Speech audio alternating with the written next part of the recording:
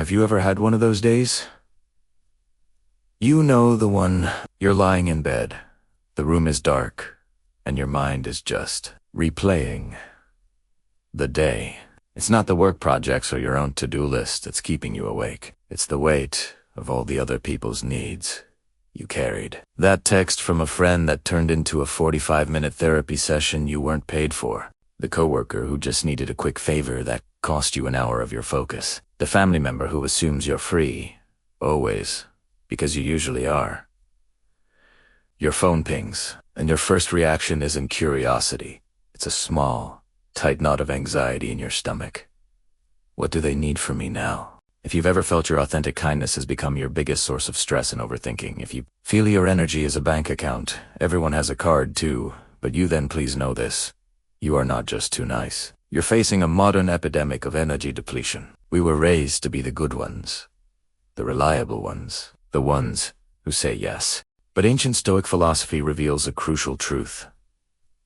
Virtue isn't about endless self-sacrifice. True strength lies in balanced compassion. So, before we go any further, I want you to do something real. Think of one specific, recent time you said yes when every fiber of your being was screaming no. Hold on to that memory. We're going to unpack it together, and by the end of this, you'll have a new toolkit for how to handle it next time. This is your first step towards sustainable kindness. Part 1. The hidden costs of being the go-to person. Let's pull back the curtain on what really happens when our generosity has no limits. This isn't just about feeling tired. It's about a systemic drain on your entire well-being. First, and this is a tough one, we inadvertently train people how to treat us, and we often train them to take. Think about your social battery. In our always connected world, when you're constantly available, you emit a powerful signal. That signal says, my boundaries are flexible. My priorities can be rescheduled. And this signal is a magnet for what I call energy vampires. Now, I want to be clear.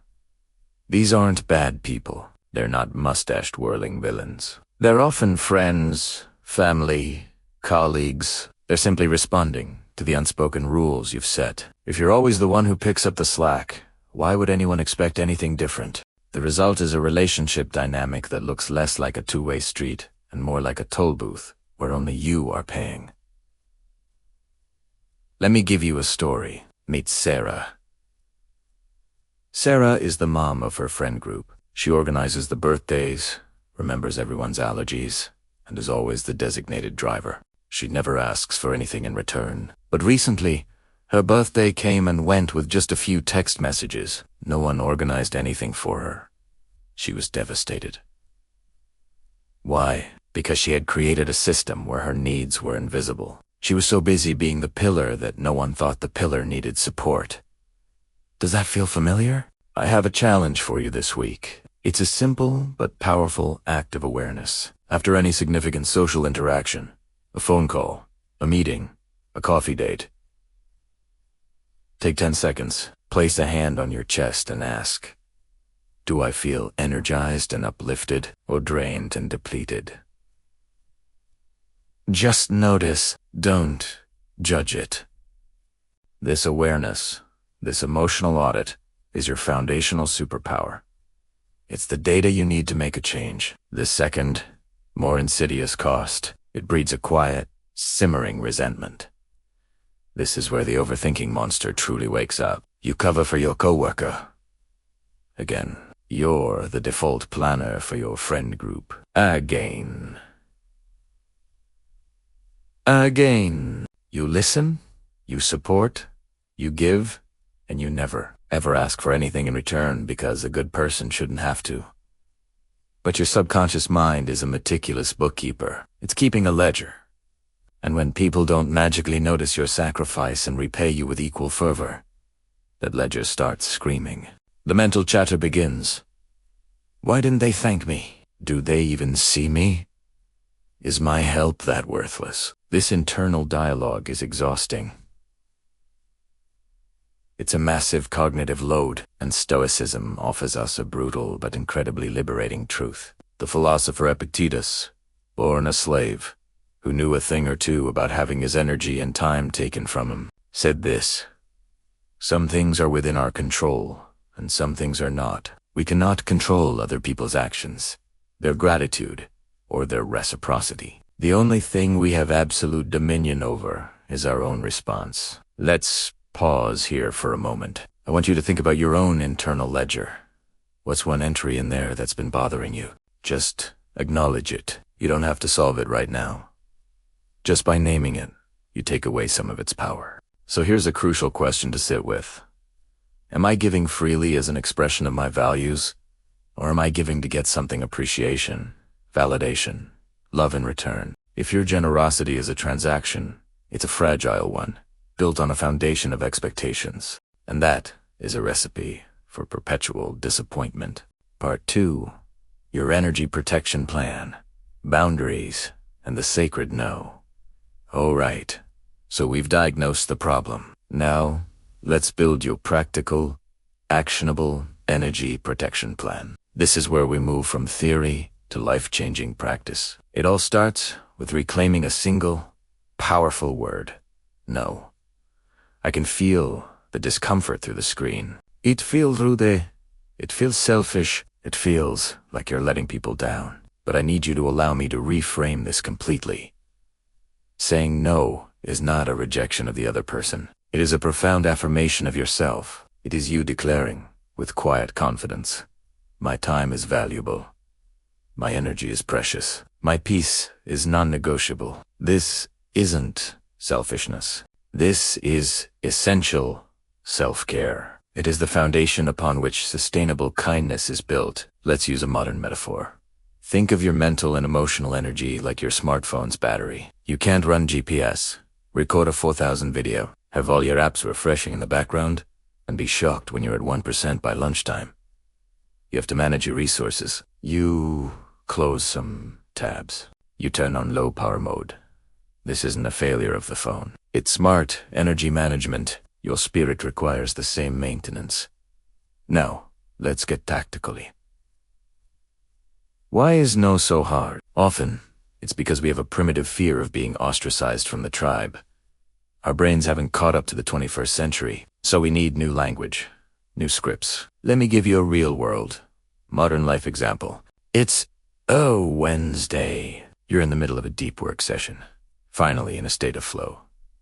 Your phone lights up. It's a close friend, and the message is a long, emotional paragraph about a crisis, a breakup, a work problem, a family drama. The old overgiving you would feel an immediate pang of guilt, drop your entire workday, and spend the next hour as an unpaid, on-call therapist.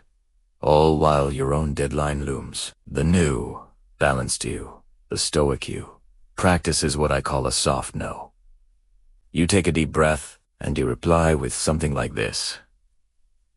Wow, that sounds incredibly tough and frustrating. I'm so sorry you're going through this, and I truly want to be able to give you my full attention and be there for you properly. Right now, I'm slammed with a deadline, and I know I wouldn't be a good listener. Can I call you tonight at 7 p.m. when I am done and I can give you my undivided focus? Let's break down why this is a masterpiece of boundary setting. The empathy buffer. You immediately acknowledge their feelings. Wow, that sounds incredibly tough. ...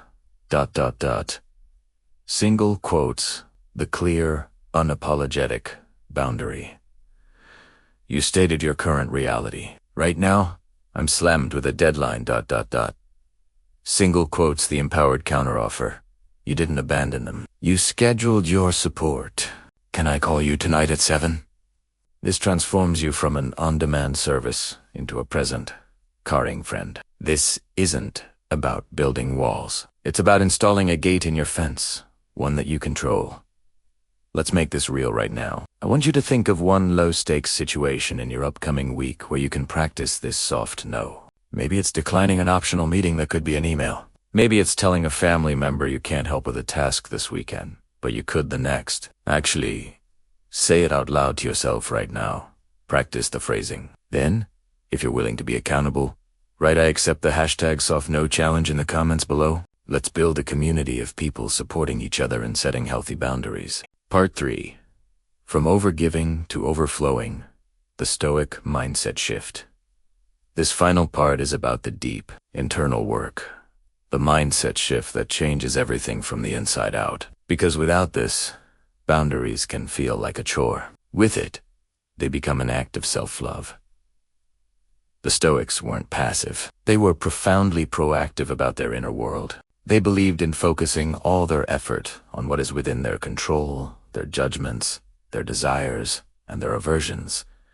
You can't control if people take you for granted, but you have absolute power over your boundaries, your expectations, and where you choose to direct your life force. The first major shift is to trade expectation for intention. This is a game changer. Right now, I want you to think of a person you often feel resentful towards after helping. Got them in mind?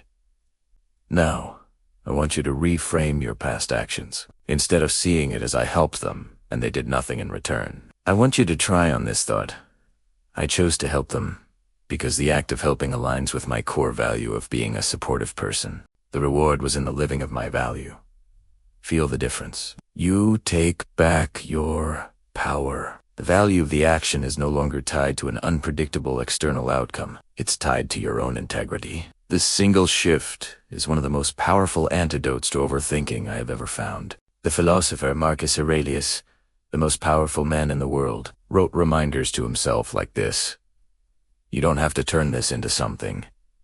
It doesn't have to upset you. He was talking about this exact practice. Let's go deeper with another Stoic tool. The Dichotomy of Control.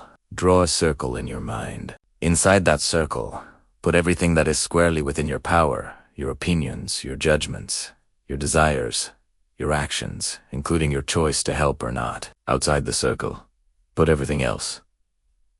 How people react to you, whether they thank you, whether they get promoted because of your help, your mission, and the source of your peace, is to focus all your energy on what's inside the circle and release what's outside. This is the core of Stoic emotional resilience. The second shift is to become the fierce guardian of your time. The Stoic philosopher Seneca, in his brilliant essay on the shortness of life, wrote what might be the most important line for the Overgiving. People are frugal in guarding their personal property, but as soon as it comes to squandering time, they are most wasteful. Of the one thing in which it is right to be stingy, your time is your life. It is the one truly non-renewable resource you have. Let that sink in. Every minute you give away unwillingly is a minute of your life you will never get back. I want you to try a powerful exercise. It's called a time and energy audit. For one day, carry a small notebook or use a notes app. Every time you do something for someone else, a favor, listening, extra work, jot it down and note how long it took and how it made you feel.